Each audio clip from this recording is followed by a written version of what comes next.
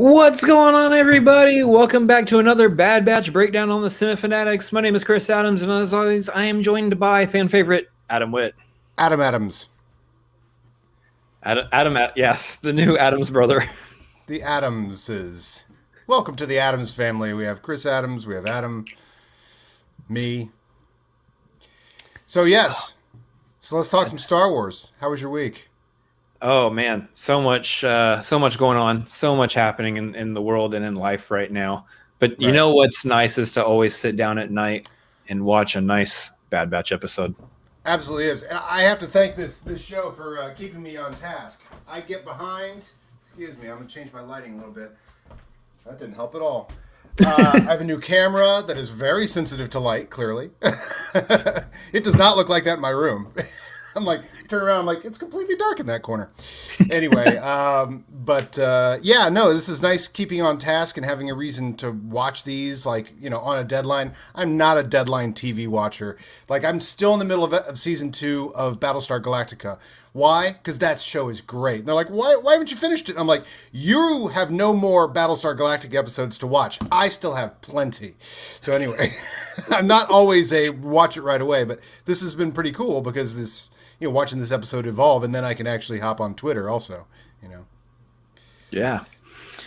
Yep. It's been a lot of fun. I mean, we've talked about this show multiple times now, obviously. It's been really cool to see this angle of Star Wars and kind of dive into this universe in this pocket of the universe. So I'm excited to talk about these two episodes. These are both really good episodes. One of them, well, actually, I say both of them did kind of like some smaller stuff, but as compared to like episode 9 and 10. 9 and 10, yep. Do you have the names written down? I didn't write the names down. I did not. No, but anyway, 9 and 10. 9 picks up after the huge cliffhanger that the Cad Bane had taken Omega, and Hunter got injured, and that with that huge battle on the junk planet, which I'm obsessed with, much as like I'm obsessed with all these planets. Yeah. More and more good planets in these 2 episodes. It makes me so happy. So we got episode 9 is Bounty Lost, and episode 10 is Common Ground. Bounty Law, like the TV show from Once Upon a Time in Hollywood. Bounty Law. Bounty Law.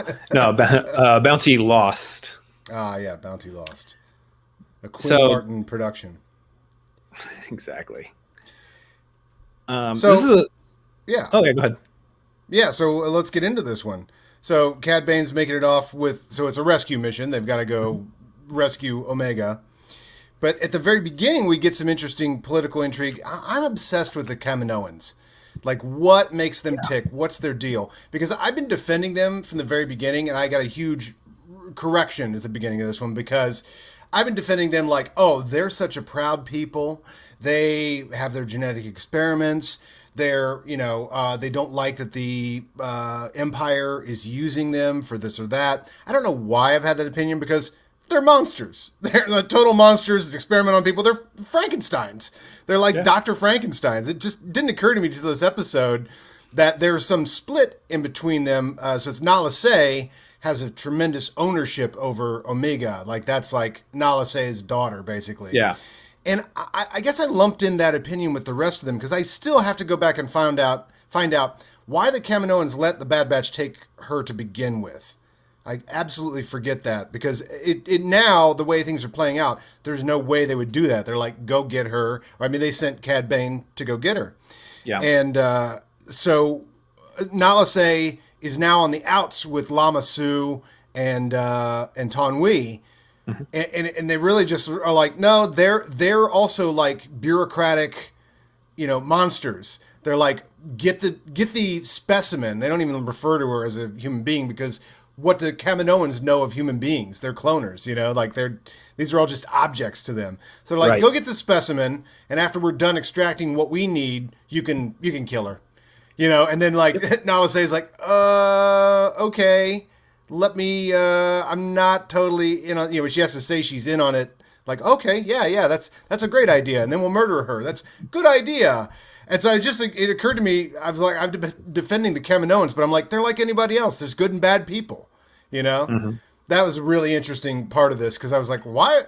And then also when they get later in this episode, when they get to the cloning lab, and you're like, once you see a failed clone, you're like, oh, whoever clones is a monster. Like the two-headed thing or the weird, like all the, much like in Rise of Skywalker, like all the Snokes that didn't pass muster, Yeah. There's a scene like this at the end at a cloning facility as well. But anyway, your thoughts on the political intrigue of the Kaminoans. I can watch a whole episode on the political intrigue of the Kaminoans. Yeah, I mean, you're right. It was really interesting because I mean, you see the breakdown between Nala Se and Lama Su, and it starts to be clear now, especially as we get like further revelation later on in this episode as to the bounty hunters aren't actually working together. So Right. you see Nala Se does want to protect Omega. That's why she let Omega go off with the Bad Batch to begin with, because she knew if Omega stayed around, Lama Su would probably do what he's talking about doing here, which is just take what he can from her and done. Lama Su, on the other hand, obviously wants to get her back so he can take what he wants and done. Yeah. So Yeah, he's this evil. this is a really interesting thing because at first you get this, like you were saying, you get this feeling that they are in opposition to the Empire. I mean, obviously everything that they've done, their whole operation, everything is at risk with the Empire coming in and saying, no, we want, recruits, not clones. But at the same time, there's even that headbutting within their operation themselves, where Lama Su is wanting to just take something from Omega, whereas Nala Se wants to keep her safe. It is really interesting. Yeah. And I think that's what leads to the fact that we have two bounty hunters going after them right now. Right, and I think there was a previous episode too where we were like, well, who's talking to this bounty hunter and sitting? I mean, obviously they're going to work for whatever the price is. Like that's the idea. Neither of these, Cad Bane or Fennec Shand, are heroes. They're just whoever's paying the biggest money. Yep. But we don't find out until later in the episode. However, Fennec Shand does show up, and it turns out that Nala Se hired Fennec Shand to go get Omega back. You find that out at the end. But in the meantime, it's just great all-out action with two totally awesome bounty hunters. Like bounty hunter on bounty hunter action, like I am in. I love the bounty hunters. Go back to I absolutely fell in love with Star Wars, well, immediately. But the real image that sticks, and it's like everything that Star Wars is about to me, is the lineup of the bounty hunters in Empire Strikes Back, because we'll never meet any of those people ever again, as far as we know. And, this starts to show up in The Mandalorian and stuff like that. You see a Bosk. But there was no Bosk until then, or IG-88, IG-11 shows up. But there was no IG-88 after that. We still have yet to see a Zuckuss story, a 4LOM story. There's no Dengar story. I'm in it until I see those things. But these are two other great bounty hunters, all in the Boba Fett mode, duking it out for most of this episode. Yeah, it's pretty cool. Like, and this is the best of the best. Like, and then knock each other down. Then one gets an advantage, and then another tactic, and then and then now he's up, and now he's over here, and now they're falling down to here. But there's Cad Bane again. It's just like constant. They're so hard to beat, these two. So what's really intriguing about this is that they actually highlight it in the episode that at this point, Fennec Shand is still a young bounty hunter. She is still kind of newish on the scene. Obviously, like we know, we've seen her in live action in The Mandalorian, so there's definitely years that pass between here and then. Yeah. But it's cool that you're seeing her as a young bounty hunter, still kind of holding her own against Cad Bane, who at this point is a very seasoned, very experienced bounty hunter. He knows what he's doing. He's an absolute pro at this. And so I think that kind of highlights a lot about Fennec Shand's character in this episode, and makes me believe that we will, depending again what we see happen to Cad Bane, I guess here, but we will potentially see Cad Bane, provided he lives, maybe pop up in, say, like Book of Boba Fett. Like I want. It's gonna happen. It's gonna be so exciting. And what's in this planet they're on? Because this provided a lot of interesting opportunities for fighting. It was on every level. I wrote it down here. I mean, it looked like it doesn't it look like Bespin when they land? Oh, here it is. It kind of did, yeah. the Leto system, although they don't say what actual planet I think they were on, but the Leto system is where they were headed.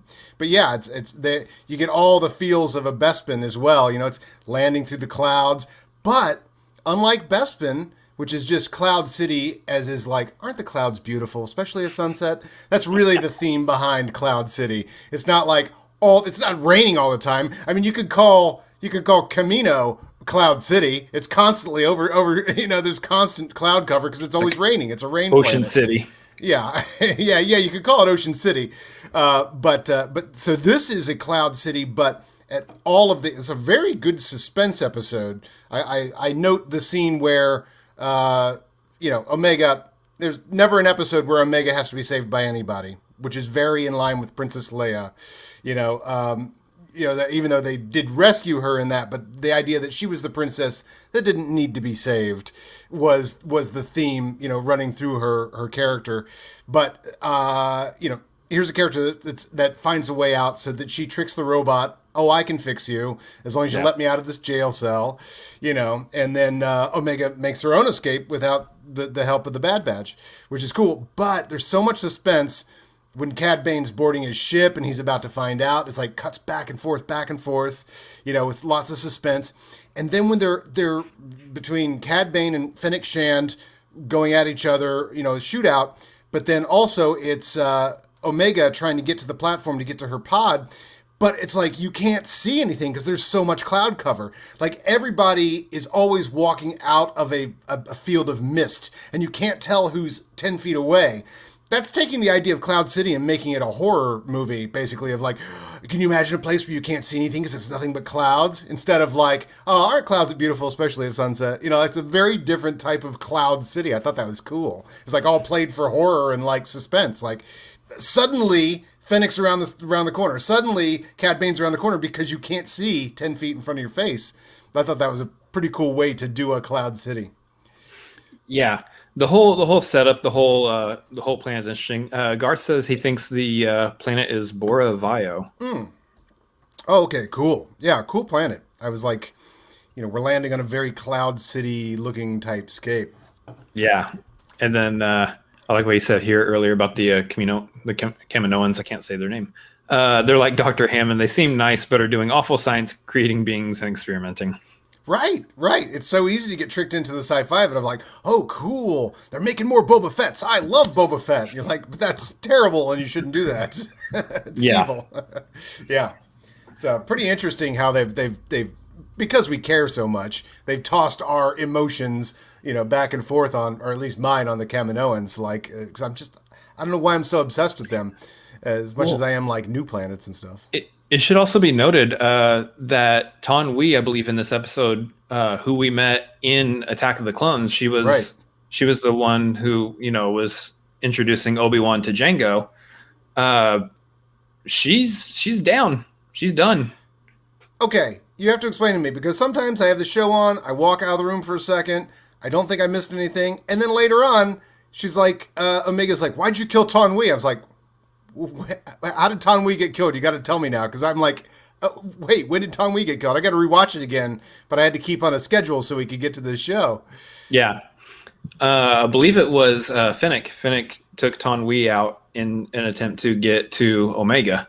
So Taun We is obviously like helping Cad Bane or some degree is That's on a the same major death. Yeah, it's big because we're talking about the death of a character we were introduced to in a movie. Yeah, that's true. That's extremely rare. That's incredibly rare. Yeah, you're right. A character introduced in Attack of the Clones was killed in this episode. Now, I don't know where it happens in this episode. I kind of backed it up a little bit. I was like, when did this happen? I still haven't figured out.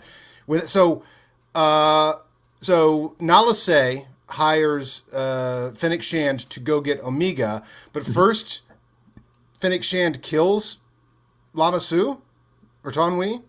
Taun We, yeah. As Taun We picked up on, I guess Taun We was coming to pick up Omega from Cad Bane. I think is what on that happening. planet. That's where Taun We was. Okay. And then Fennec Shand obviously intercepted and killed Taun We, and then she killed Taun We and then had the payment for Bane. I remember this now. Had the payment for Bane, and then in attempt to make the trade off, payment for Omega. The payment got lost, and then she got the payment from Tonwi. So that's why it erupted into a duel between Cad Bane and Fennec Shand there. Wow. Okay. Crazy. That's crazy that I missed that, because that sounds like a major scene, and I'm like, it's not like I left the room for a long time or whatever. But then later I was like, oh, why'd you kill Tonwi? I was like, did that happened while I was out of the room? Well, so the problem is, I think it actually happened off screen. I think we saw. Did it happen off screen? We just saw Tonwi's lifeless body lying on the ground, and then Omega obviously saying what she said. Oh, okay. Which makes it even crazier, because now we're talking about now we're talking about a character we were introduced to in a movie who had an off-screen death in a show. Wow, but also like bolstering a character like Fennec Shand of like, wow, she's so badass, she killed a character that was introduced in the main series in this cartoon. She don't care that she's in the Bad Batch cartoon. She don't think this is secondary entertainment. She's like, I'm taking out one of the majors here. Absolutely. Wow. So overall, I mean, the episode doesn't do like a whole lot, I think, towards like story progression. I think it was still like it's a piece of its own arc, but we did get a lot of like really good action. Right, it's like the second part of a two-parter, basically, like the old Batman TV show. A couple big revelations, though. They do explain that Omega has the purest DNA extracted from Jango Fett. Yeah. And the Alpha, I've always said since we started the show, Alpha is the beginning, Omega is the end. So I always thought Omega was the last of the genetic material from Jango Fett, which I guess is true. Mm-hmm. But the Alpha is Boba Fett. So this is a little Boba Fett. Like Omega is a Boba Fett. Which really, you have to sit there and think about, what does that mean for the future of this character in Star Wars as a whole? Because she's young, she's gonna grow up. They're not gonna kill her off in this show. We know that. Oh no, she's gonna show up in movies later on, and people have to lean over to the person next to them and go, "Oh, she started in a cartoon." Yeah. Yeah, they're just going to show her up. She's going to show up fully formed in one of the Star Wars movies, and we're all going to be like, "Oh my God, it's Omega!" But everybody in the audience will be like, "Oh, who's this awesome badass character?" Because I don't watch the cartoons, Well, this is exactly like, I think we are flat out looking at another Ahsoka here. Right, is what's happening. Oh, this is a very, very good point. So that's pretty cool. She's a little Boba Fett. Now, the other thing that happened this week was it was Gay Pride. What's Gay Pride Month? Is this Gay Pride Week? Because the episode of Loki had many references to the color of the flag and also the bisexuality of Loki. I guess I'm assuming conservatives went nuts because they're such snowflakes. I mean, they like to call people snowflakes. They like to have a safe space to make fun of people who need safe spaces. But anyway, it's an odd philosophy. I'll say that. But did this episode get credit for saying that we're all male and female, all types? I mean, Boba Fett is the second batch they made was a female. So like there's almost, I mean, like the transgender implications of this are, there's a message in this episode as well. I thought that was interesting. I mean, a lot of people made a big deal because Loki was much more, and I think the colors of that episode were the color of the bisexual flag or something like that. Yeah, like pink, white, and blue. Yeah, pink, purple, and blue. But I just wondered if was this, because I don't read Twitter. I mean, I hear about that, what I just told you. I heard that about someone else who reads Twitter more than I do, especially when it comes to Star Wars. Like, I just don't care about other people's opinions. But was that brought up as a? I don't think that was done explicitly for Gay Pride Week /month, but it doesn't. Interesting. It doesn't sound like something like I remember explicitly hearing talked about, but. It's a very interesting thing that you bring up. I guess you could subtly slip that in there, huh? Without a tweet. I mean, you could, just because, I mean, we're effectively looking at right now, Omega is almost kind of sort of a twin of Boba Fett. So, I mean, she looks just like him. Now that they've said Alpha and Omega, you go, oh yeah, that's right. Because we've seen that episode with Boba Fett as a little boy in the Clone Wars. And you're like, oh yeah, put some blonde hair on that kid. That's Omega, I'm hoping we see her all grown up and it's just Tamora Morrison with a blonde wig on. Well, You can wish. You can hope. By the way, another thing that I just loved was, flamethrowers were the absolutely coolest weapon possible when you were a kid. And you first started learning about weapons, and they had these books in the library that would show all these different types of crazy military weapons that I've never seen since. But the flamethrower was when you got G.I. Joe when I was a kid, they finally put out a guy who was a flamethrower, and that was the coolest weapon. It shoots flames. And I remember in the old guidebooks for Star Wars, Boba Fett had the flamethrower on his wrist, and everything on Boba Fett was a waste because he fired the one gun that looked like a gun, and all the other things on him that were like wrist rockets and knee rockets and a flamethrower and in Return of the Jedi, he fires a rope out of the thing, and you're like, badass! And he finally ignites the jetpack, which we theorized, he could fly all along. He flies for a second and then dies, right? Yeah. So the great thing about the Robert Rodriguez episode of The Mandalorian is he shoots the knee rockets. He's got the flamethrower. He's got everything. But I do love that in great bounty hunter tradition, Cad Bane pulls the flamethrower, the wrist flamethrower. Might be the greatest weapon in sci-fi boy fantasy ever. And anytime someone pulls out a wrist flamethrower, I'm like, I am so happy right now. And then right after that, he falls off. This is on the fake Bespin, and ignites his rocket, his boot jets. Boots. Yeah. Come on. Boot jets, flamethrowers, like all the bounty hunter stuff. I just love that. It's like they're little James Bond movies all in one costume. It's all that stuff is like maybe like, little 5-year-old Star Wars Adam go, ooh, flamethrowers and jet boots.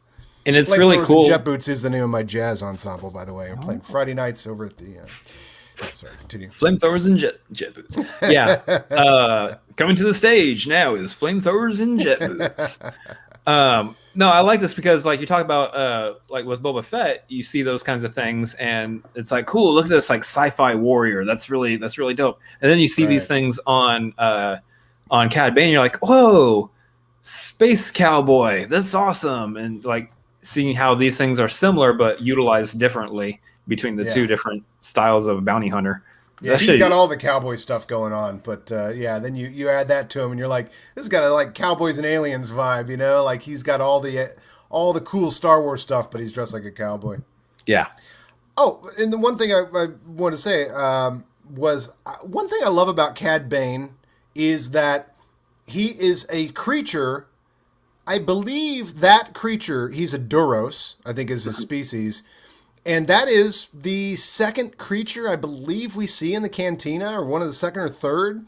So like one of the first aliens we've ever seen in Star Wars period is Cad Bane's species in the cantina bar. I always think that's cool when I see him, because I go, oh, because whenever you see any type of alien, you're like, oh, he's a Bosk, or he's a Hammerhead, or he's a whatever. But it's just so cool that like that's an OG cantina alien. That's become this, cool bounty hunter in the mythology of Clone Wars and everything. Love that. Trying to see if I can just pull up an image of it. Duros. Yeah, if you go to the Cantina montage, this would be a fun challenge. Name all the shots. So the very first thing, some head pops up, and I think that's like a little... and then it goes to... Oh, no, the Duros is definitely one that after Obi-Wan cuts off Walrus Man's... army, like you see him looking at a table. But yeah, look at that. So that's like an OG alien from the cantina that's that we're seeing in these episodes. I think that's like so cool. It's like kind of spawned off the design of like the stereotypical alien, the big head with the eyes, but he's also wearing like a weird like spaceman suit kind of a thing. Yeah. And he's definitely an OG alien. He's like the movie Paul, right? That's like So from what I can tell, I can't remember directly from the scene, but he wasn't like a puppet. This was just like a mask. This was like something someone put over their head. So you can even see kind of like the. Oh, look at his neck. Yeah. You can almost see like eye holes in here or something. Sure. But, well, yeah, those things were so hot they had to ventilate those things. I remember when I was a kid, one of my behind the scenes magazines on Star Wars had a blow dryer stuck in Greedo's mouth, because Greedo's mouth, it's like it would go wobble, wobble, wobble, but they'd open that thing up and stick like a blow dryer that just blows, not heat, obviously. I remember a blow dryer in Greedo's mouth was one of the first behind the scenes photos I saw. Yeah, I'm just saying we've already seen this in live action. I'm imagining this coming back. Book of Boba Fett. Yeah. Maybe CGI face. Perfect. Yeah. Well, knowing that show, they won't do CGI face. They'll actually do a animatronic mouth or something.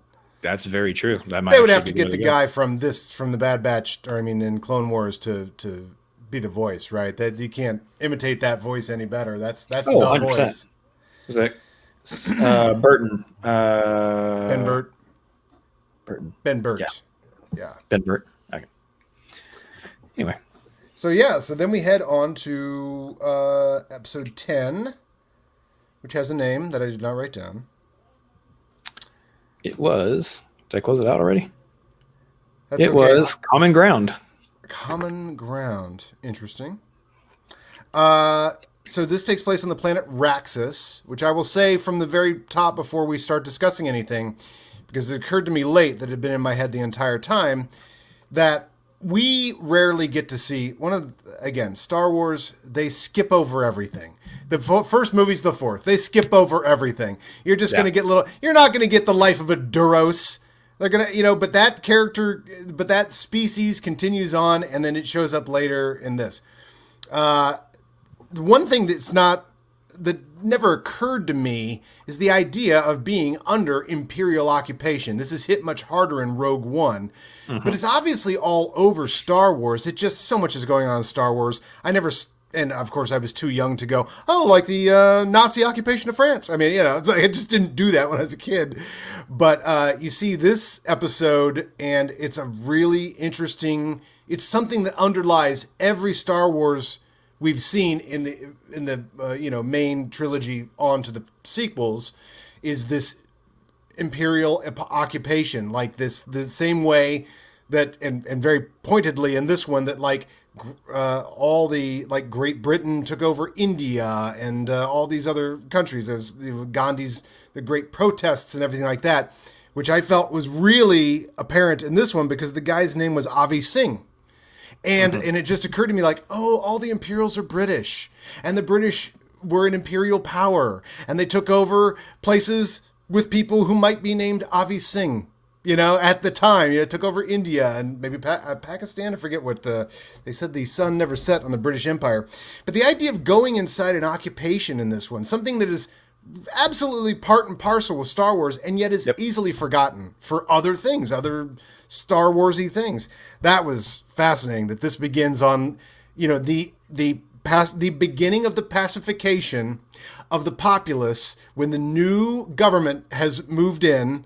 Hey, I know you're all used to living under freedom and stuff, but I know we're the Imperial occupiers, but you know what? Here's your president. He's going to say some nice words about us, even though it seems weird that there's tanks in the street and that we have guns. But go ahead, person they trust. Talk to all the people about how all this is normal. That was like an awesome opening. I was like, holy crap, feels completely different from any Star Wars story we've seen, and yet it is absolutely happening across the universe in episode 4.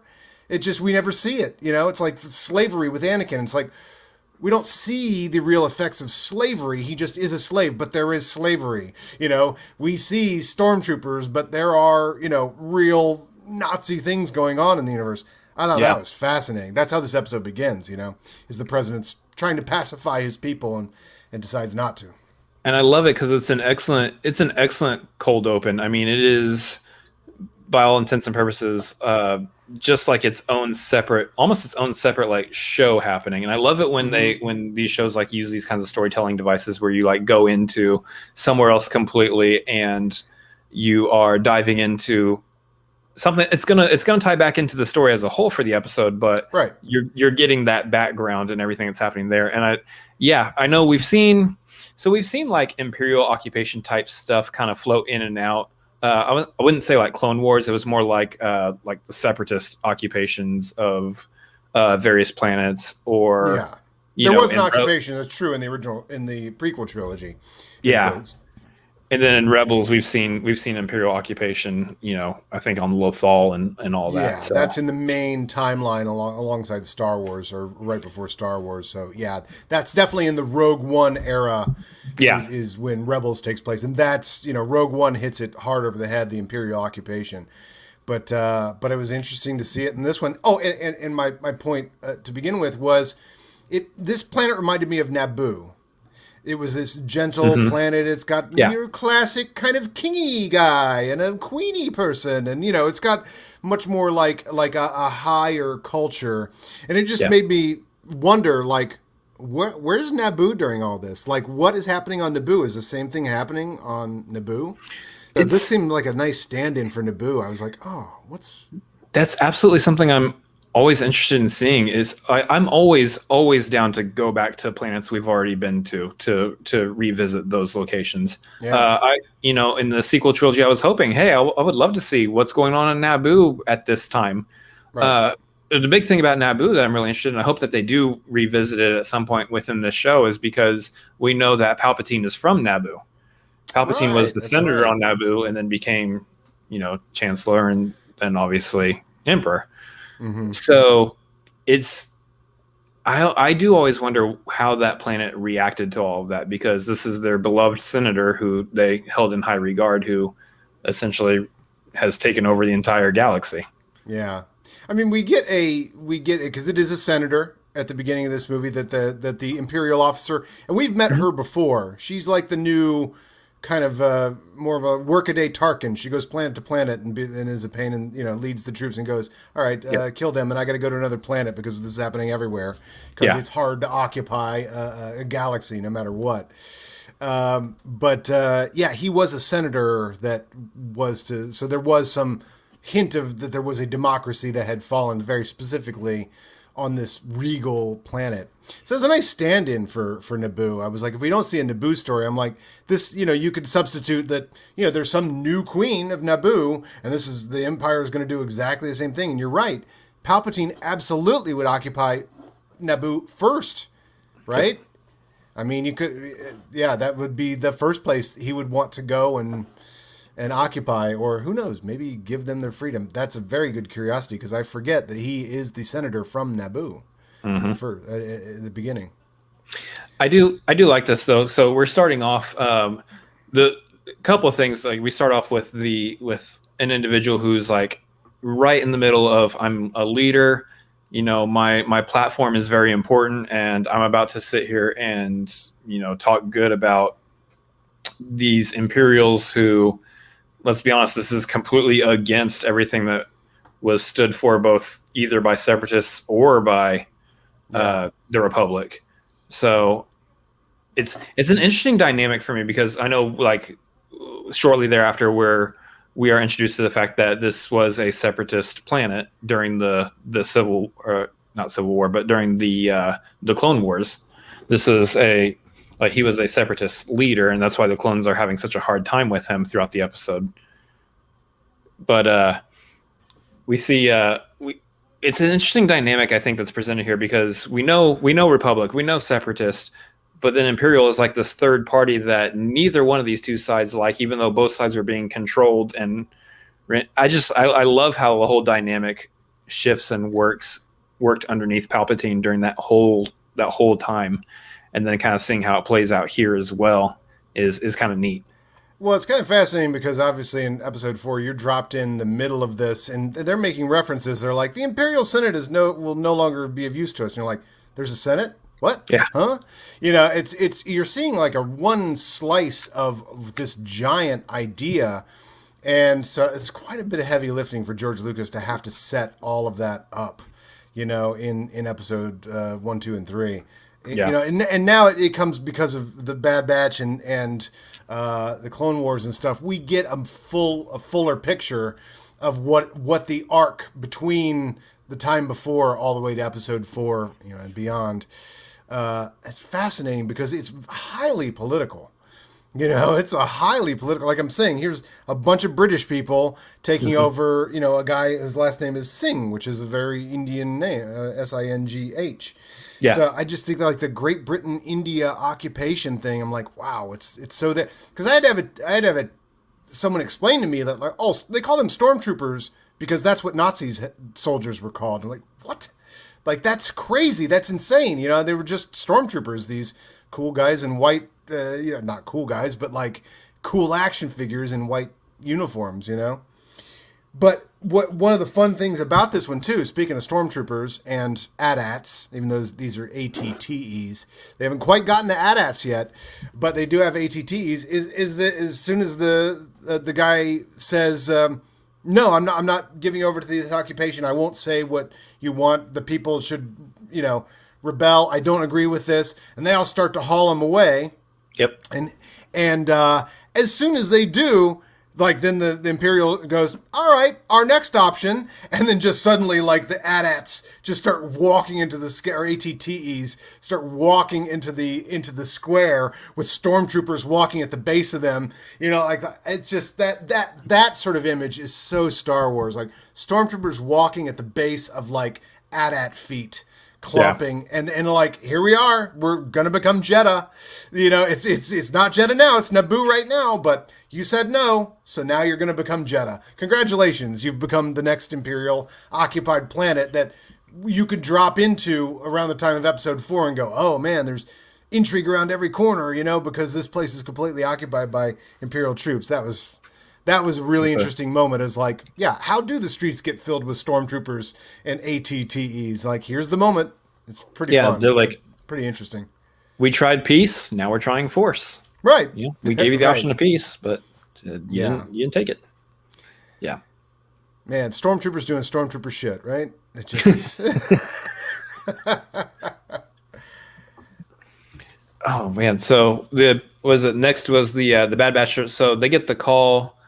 Sid gets the call from Singh's droid, puts out the call to come rescue.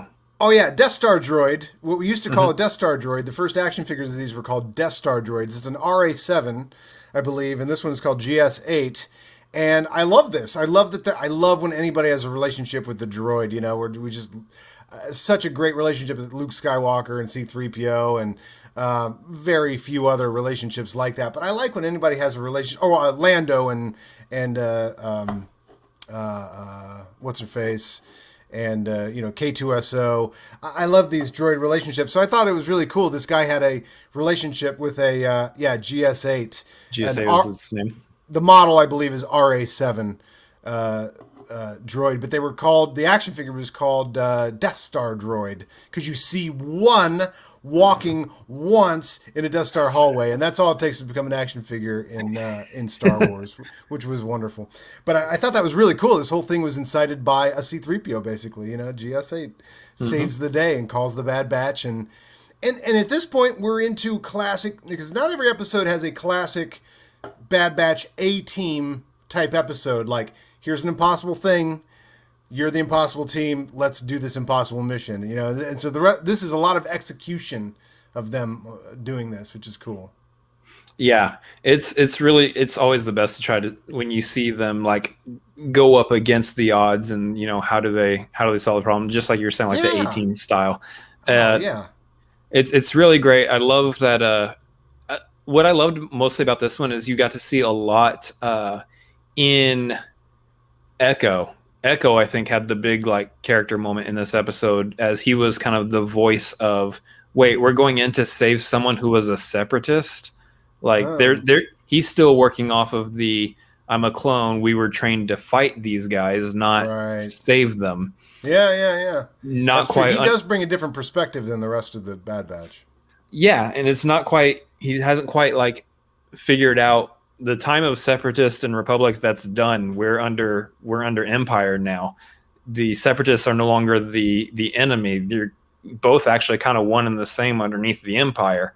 Mm-hmm. So I love that he's still like reverting back to the old thought pattern of, wait, but these guys are not friendly. Why are we're being set up? This is all a setup for us. Yeah. And it's also very hard for these characters to have much depth to them, and so it's and the depth, the best depth for guys that are these are pulp novel characters. This one looks like Rambo, one looks like the Thing, but these are pulp characters, so their only character development is within the mythology of this show and their place in it. So it is kind of cool that there's a different perspective. They're not just automatons that are going in to kick ass and save the day. They're that, and that's, if they stop being that, I'd probably be less interested. But yeah, it is cool that Echo is very different from the rest of them. And Omega's a Boba Fett.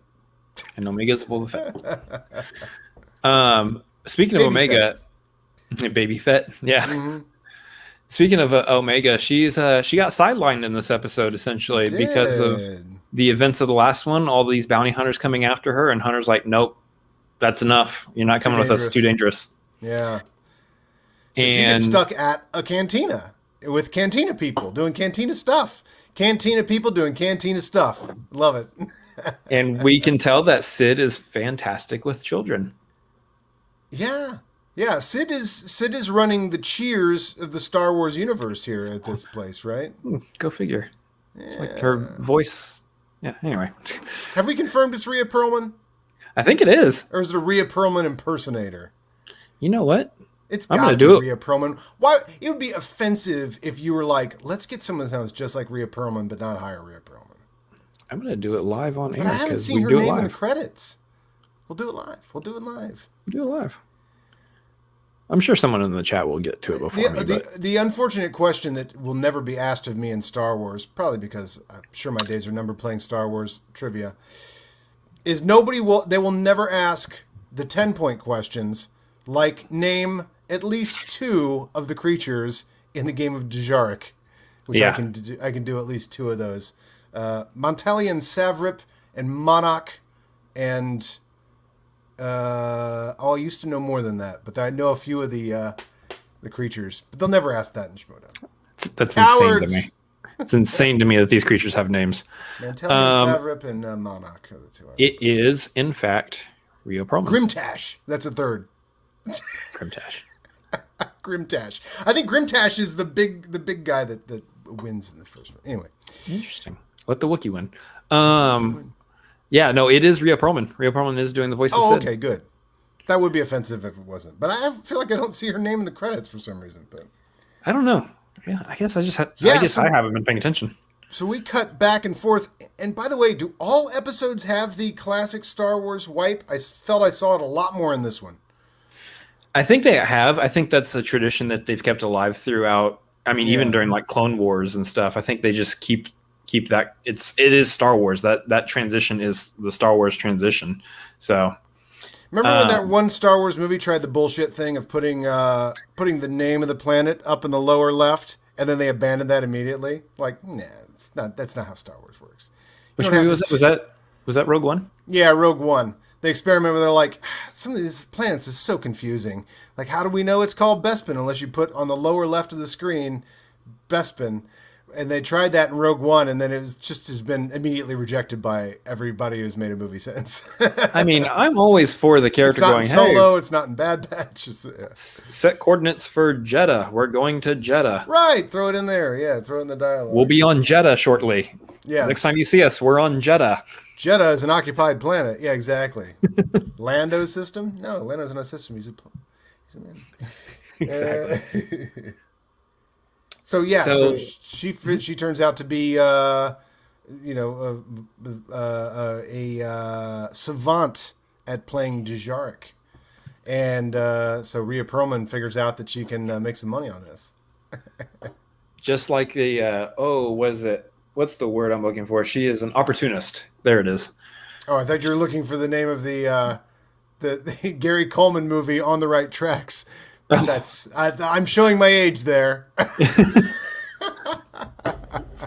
he could guess the horses or something for betting. Someone figured out that he could just look at the board and figure out who's going to win whatever horse race, and then.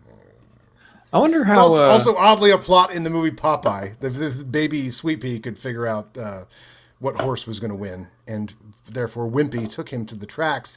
And when Popeye found out, he was furious that Wimpy had done that with Sweet Pea. Am I off topic here? Shortly related, I wonder if Omega would be good at card counting in Sabacc.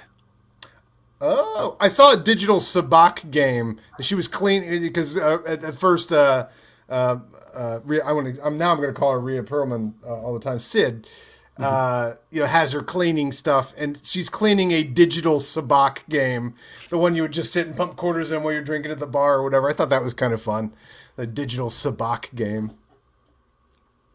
Yeah. They have them like the casino, like slot machines or whatever in the middle of the gas station or the bar or what have you. Oh, totally. I was just in Vegas for 2 weeks, so like that, I still am hearing when I walk through the lobby, some of those machines make the same sound every time, and it would get stuck in my head. I'd be like, "What song is that?" I'm like, "It's not a song. You walk past that machine 12 times a day in the casino to do a different job that is not in the casino." But so Bad Batch are out there. We get the whole action sequence here of them. Of them saving AT-AT fight. Oh yeah. How great the whole is that? like, we need to commandeer that ATTE down there. How do we do that? Easy. We're just gonna just jump down there and get it. Yeah, and I know.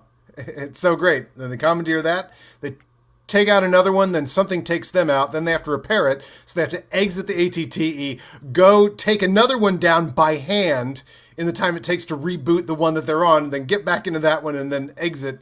Yeah, it's a really cool fight in tight spaces. And again, it all looks very Naboo, like the very austere, beautiful trees with all the pink leaves and stuff. Mm-hmm. Like all of this is happening there, which is real fun, man. AT-ATs are so great.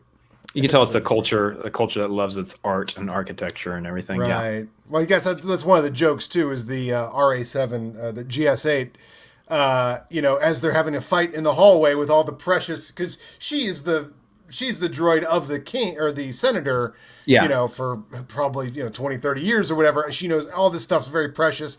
So they're having a fight, and they do that knock over the vase, and she's got to grab the vase and stuff. Yeah. It's. I really enjoyed like the whole action side of this. We got to go through this wall, so you got to blast through the ATTE and then blast through the wall, and then got to cover your tracks, blast the wall back down, and they're escaping with him, and they have to escape out into the woods, and just the whole like. Again, it's that A-team aspect that you talk about. Like This team is kind of sitting there planning, make the plan. They can do anything. They're able to move, improvise at a moment's notice. Improving, something I'm not great at yet, but Bad Batch is good at it. Yes, and you will be. Yes, and you will be. That's all. It's the fact that they just always win the day. There's an interesting little decision at the end too, because the senator's like, "What am I doing? I'm abandoning my people," and they give them a very Bad Batch sort of mercenary way of saying things, which is like, you're not going to do any good to them in Imperial custody. You actually do have to abandon them in order to save them. And that's just got to be the story of so many planets during this Imperial occupation, because we are right in the middle of this. Is what are we, 1 month past Order 66? Yeah, that's what I was wondering, is how much time has passed now since the Empire has risen, because they mobilize quick. Yeah, it's got to be a month or less. I mean, it's Order 66 is, when you talk about these ending battles or Waterloo or something like that, I'm like, sure, it was one battle, but I'm like, that battle must have taken 2 weeks, 3 weeks, 4 weeks. To get there would have taken a month. I mean, Order 66 is, in military terms, it's like it's going to be going on. This is the show might as well be called Order 66 for all the tumult that is happening that around the Bad Batch. It's as much as it's about the Bad Batch, it's about like, well, what happens when you have an Order 66? Which again, it's just crazy. It's just one of those tiny things in Star Wars we never thought about. Like, what does Order 66 do to the universe? Mm-hmm. Fascinating stuff, yeah. Great Star Wars stuff. Good Star Wars shit, my friend. Good Star Wars. There's some really good Star Wars happening here. Yeah, so I'm actually interested to see what they do further with this character with what's his name, Avi Singh. Yeah. Knowing this show, does he even come back? I don't even know. Does he come back? Here's the thing, it's Star Wars. Do we see him somewhere again later on? Is he Is he like set up now in order to reestablish the new republic? Is he somewhere becoming a major figure in the rebellion and all that? I think there's a lot that's interesting there, and I don't know. Maybe this is just one of those characters we get here and we don't necessarily see him again. But yeah, that would certainly be on brand as well. Like I said, you didn't get a Duros until Cad Bane came along. So sometimes Star Wars just shows you something once, and then they're like, down the line, Robert Rodriguez and Dave Filoni's kids will get together and tell the story of Praxis or whatever this was, Araxis. Yeah. So. It'd be interesting. I do like the way this was kind of ending off here too, because we got again a little character moment with Omega, as she has been sweeping, she has been cleaning house, she has been taking fools to task essentially. Right. While the big rough and tumble Marine guys, the big tough guy's been off doing the big tough thing. She is absolutely living the life of a sailor in this bar, winning money and betting and hanging out with the worst element. I mean, she's absolutely living a different sort of Bad Batch life while they're off fighting people. There's more to this life. Yeah, she's been cleaning house in Jajarek. Her monarch always wins. And she pays off their debt with Sid. This could be the last time we see Sid, or next episode or whatever, because their debt to her is paid off. Yeah. Running missions for Sid for so many episodes. I mean, basically that is the plot of this season. The way it turns into an anthology of sorts is like, a group of military soldiers with no place left to turn, pay off their debt by doing a whole bunch of Bad Batch missions, And it's interesting. It's an interesting time to do that too, because I believe I want to say we have another 6 episodes left in the season. Right. So we're looking at a position now where we're moving off of the running missions, the maybe mission of the episode type situation. Maybe that still exists, but in a different way, because I know that they were doing that kind of format before even meeting Sid. But we're effectively like moving off of that, and I think we're going to start getting into some like real meat and bones of them kind of going up against Empire in some way and trying to stay alive from the bounty hunters and all that. Yeah, I mean, they'll find their mission in every episode, but as far as like, all right, here's the plan, you're right, they might be swinging into a little more high mythology at this point. Although in every one of those ones, as they're expanding the mythology, there's going to be a mission that only the best of the best can do. But I mean, right. They got to get Crosshair back. I mean, does that happen at the end of this season? It's got to happen, right? That's going to be the big happy ending, is if they get Crosshair back. I think 100% they got to get Crosshair back. I mean, he's part of the Bad Batch that we were introduced to in Clone Wars. So, I mean, it would be a very tragic thing if, we see a character who's being controlled by the chip and gets killed off in the show. Because he's a bad guy or whatever. No, he's one of the crew. They've got to. No, they're gonna kill him. They're gonna get him. They're gonna get the chip out of his head, and they're gonna fix him. I mean, it also seems like that would spur them to go like, we got to save the rest of them. Like the rest of these guys are walking around just like, just because we know Crosshair doesn't mean that any of because they only. They only stunned the soldiers in this whole episode. They must have stunned 30 clone troopers, but they don't kill any clone troopers because they're like basically like, those are our brothers. They don't know what they're doing. They're just like Crosshair, So it's like their empathy for Crosshair and getting him back may spur them on to like, we got to save everybody. How do we save everybody? And then go find these Kaminoans, who I'm now very disappointed in, and tell them like, how do we Order 99 them? I mean, I think we see a world where we see maybe Lama Su's death here, but Nala Se, on the other hand, in exchange for knowing that Omega is still alive, still well, and is protected and safe, is able to just in some way flip a switch on the chips and all the clones' heads, and now we get what we were talking about earlier, which is do we see clones going up against the Empire now? Which please, And also, like, to do the palace intrigue thing for Camino, where now that I realize, like, I'm like, yeah, Lamassu and Ton Wei are crap. Like, they're Frankensteins, they're awful, they're Joseph Mengelas is what they are, you know?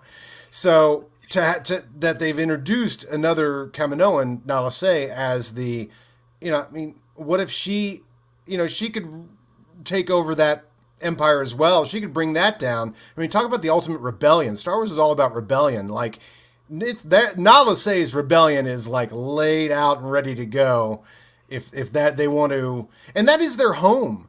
That's like basically their home has always been occupied. They don't have a home, but they could because it's Camino.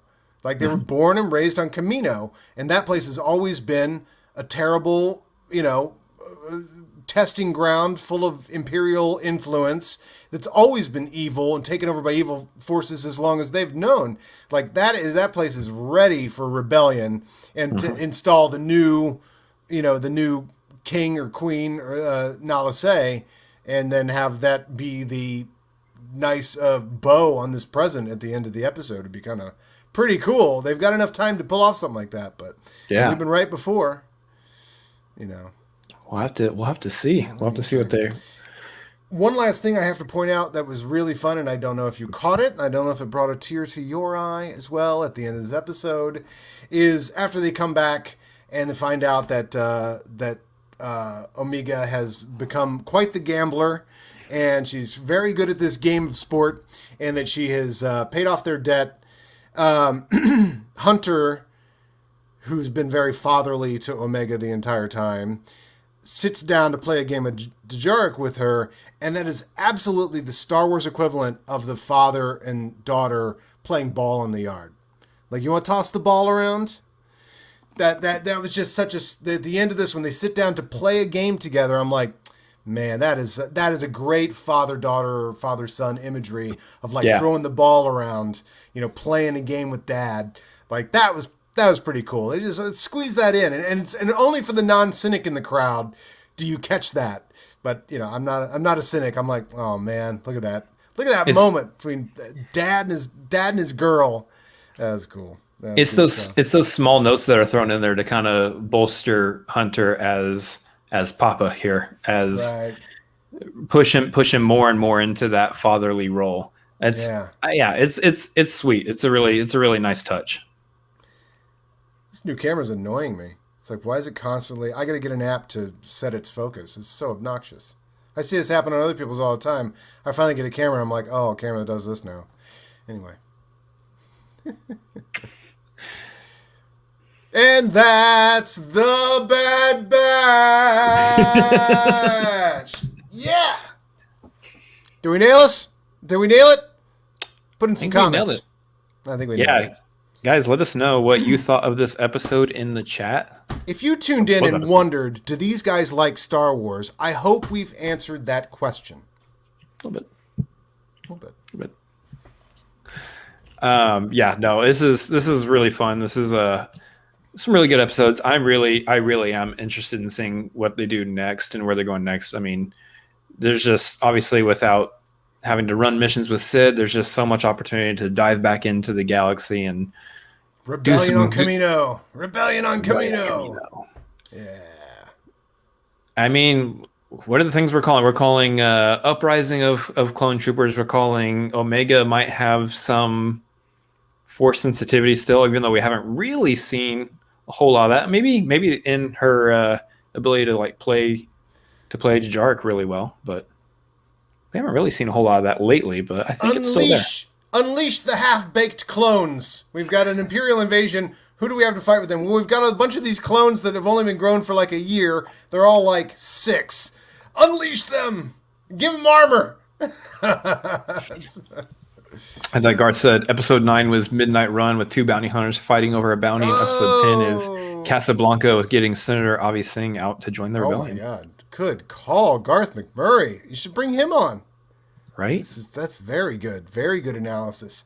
Shit, we just talked for an hour trying to get to those good points. Those are great, Garth. I'm going to try harder next week. That's 2 weeks. Garth is very intuitive. He knows he picks up on things. He picks up on things very well. Yeah, he says Crosshair is like Bucky as the Winter Soldier. You get saved, chip taken out, and redeemed. Yeah, but then, but I still wonder, like, are they then going to go and we got to save the rest of them? You know, about to leave that orphanage. Like, well, we got our baby out. Like, maybe we should go back in there and save the rest of them. Yeah. Well, guys, that's gonna wrap up basically our Bad Batch breakdown. Love all the bees there. Adam, let's do some plugs. Where can they find you? What's going on? You're back from Vegas. You're doing stuff.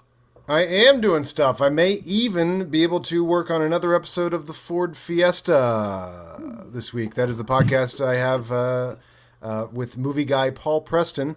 And we finally reached Star Wars, which is so cool. Yeah, we're finally at Star Wars. We've gone through every Harrison Ford movie he made up until Star Wars, including American Graffiti, The Conversation, Getting Straight, Journey to Shiloh, A Time for Killing, Love, Dead Heat on a Merry-Go-Round, and they're all great. And next week will be Heroes with Henry Winkler and Sally Field. Can you believe? And this is the stuff we cover on the show. This is what's so great about the Ford Fiesta.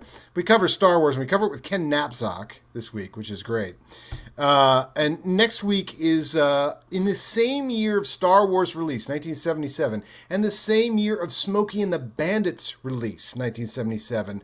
Later in that year was released one of the first depictions of Vietnam veteran post-traumatic stress, as a veteran played by Henry Winkler, with Sally Field and Harrison Ford, released in the same year. It was a huge hit because Smokey and the Bandit and Star Wars had been huge, and the topic was quite timely. But yeah, fascinating. It's called Heroes, and in I'm obviously our Star Wars episode is out this week. Go subscribe so you hear Heroes as well. But I will certify that Harrison Ford will never have a greater entrance in any movie than the movie Heroes. He pulls in an orange Camaro. Does 2 donuts, screaming out the window, and painted on the side of the car is the Ace of Spades. And he gets out and goes, get all kinds of hillbilly stuff. It's fantastic. Fascinating. So that's the Ford Fiesta. Go to iTunes or Spotify or wherever and look up the Ford Fiesta or the Movie Guys. And we're a bunch of fun, I got to tell you. If you don't know who the Movie Guys are, we're a lot of fun.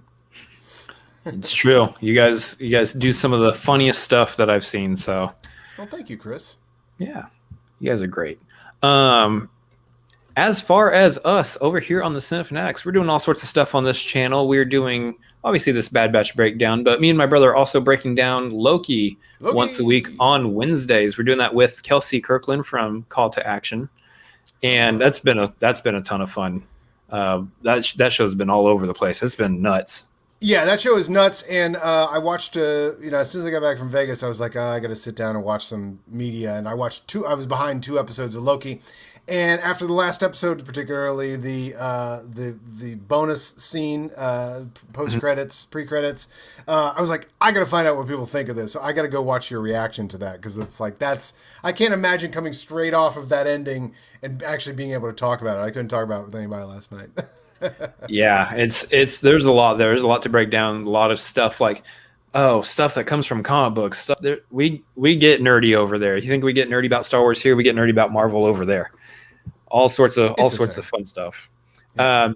So that's happening on Wednesdays. We got our usual show on Tuesday nights. That's called The Tagline. That's our movie news show. We're kind of talking about whatever's happening in movie news for that week. That is live every Tuesday night at 7:30 Pacific and 10:30 Eastern. So definitely come hang out there. I am doing stuff on my own. I'm over on Twitch, twitch.tv/ChrisAdamsMLP. That is where you can find me whenever I get a chance to fire that up again. Life's been crazy. I haven't had a chance to hop over there in a minute, but whenever I'm over there, I'm playing games and I'm having some fun over there with you guys. And then, of course, Twitter, Instagram, ChrisAdamsMLP. Right there. You can find all the stuff that we're doing at Cinefanatics MLP as well at those locations. So bunch of good stuff. Also go to Cinefanatics and subscribe, but also hit the alert bell because I just realized I don't receive alerts for the tagline. Like I receive alerts from some of the things you guys do, but I don't think I receive alerts from the tagline. So I have to go, because that's my favorite thing about all the whole Schmodown extended family is that I hit the alert bell for everything, because you just never know. Like suddenly, like look, if I got 10 minutes and then suddenly like pops up like, oh, Ken Knapsack's going live. I'm like, I'm going to watch a little bit of Ken because I've just got a few minutes here or whatever. So yeah, I have to make sure the alarm bell's on. I thought I had that a long time ago, but I haven't received an alert on the tagline. So I haven't seen that in a few weeks. Yeah. Yeah. And then the other place, I don't know why I forgot this, guys. Definitely connect with us over on Patreon, patreon.com/cinefanatics. All the support over there is so very helpful. It gives us more opportunity to do more fun things, and will give us the opportunity to do bigger and greater things over there in the future. I mean, we got the Discord, we do watch-alongs. We've got movie trivia nights as we're preparing for FCL matches, which we need to do more of because we didn't win our last couple FCL matches. Anyway, that's not the point. The point is you can help us prepare and win. FCL matches are not here to be won. Trivia matches are not to be won in points, Chris. They are meant to be won in audience enjoyment of you as a character. Trust me. That is true. Someday I will be a fan favorite as well. I hope. Hey, maybe. Haven't won a damn match. Doesn't matter. Doesn't matter. Not here to win a match. I'm here to talk movies and get nerdy. Come on. Yeah, guys. So we're doing all sorts of stuff over there. While I'm on the lines of watch along, we're actually doing a Captain America: The First Avenger watch along on, I believe, Monday. So tomorrow is the 4th of July. Oh, and then the day after is July 5th, the 5th of July.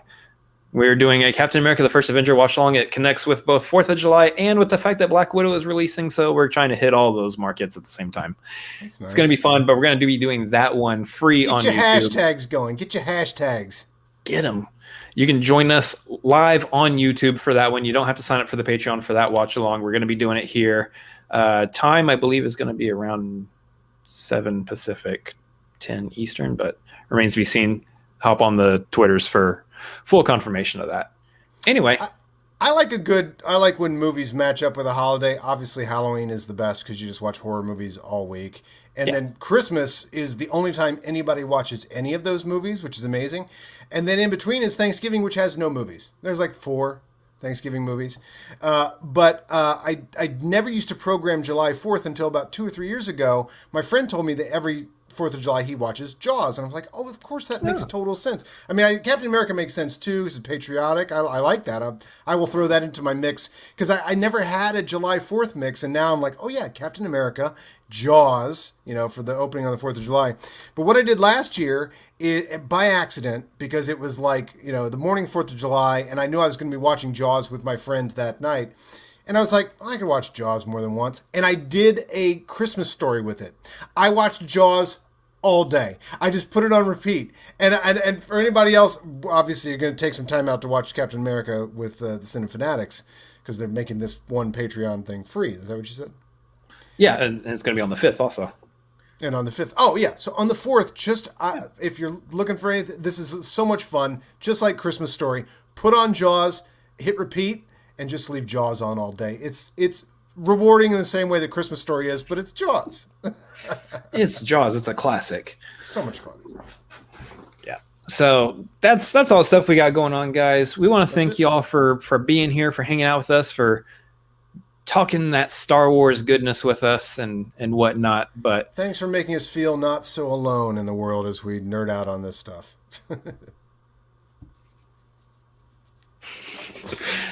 Anyways, guys, we appreciate you being here. We will catch you guys on the next Bad Batch breakdown. So as for Adam, it's for myself, and hopefully for you. We'll catch you guys later.